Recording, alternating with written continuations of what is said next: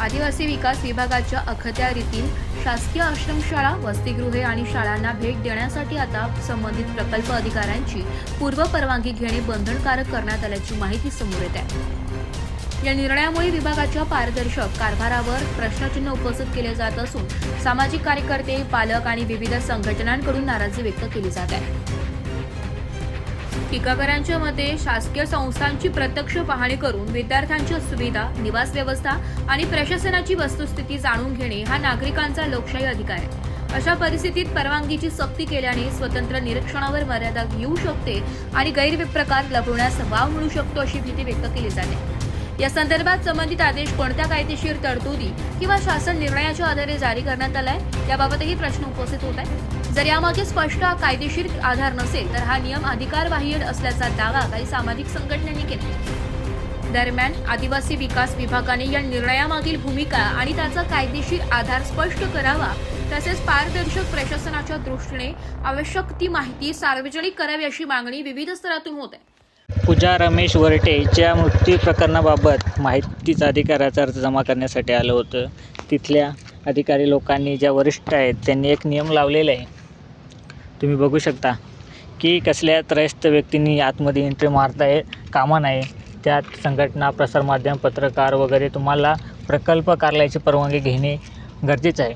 का तर आदिवासी विकास विभागाची प्रतिमा, त्यांची जी काही हे आहे ती डाऊन होते, त्यामुळे त्यांनी हा नियम लावलेला आहे। हा नियम एवढा भारी आहे का काय सांगावे, का त्यांचे हॉस्टेल, त्यांची आश्रमशाळा एवढ्या क्वालिटीचे आहेत, एवढे निधी आहे का ते सर्व बाकीच्यांच्या चांगल्या कामासाठी जातात। त्यामुळे अशा प्रकारे नियम लावले जात आहेत।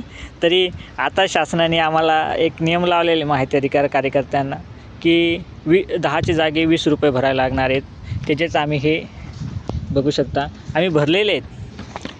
तुम्ही किती नियम लावा, किती पैसे भरायला लावा, जिथे अन्यायाविरुद्ध बोलायचे तिथं आम्ही खर्च करून स्वखर्चाने का नाही ते तुमचं बाहेरच काढू। जय हिंद, जय महाराष्ट्र।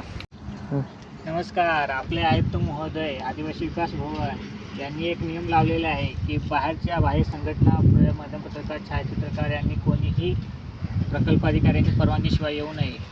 म्हणजे परवानगी काढायला गेले का यांनी खाली ऑर्डर द्यायची का तुमच्या इथं सदर अशाशी विद्यार्थी, संघटना, पत्रकार येत आहे आणि तुम्ही तुमच्या ज्या काही बाबी असतील त्या लपवाव्या।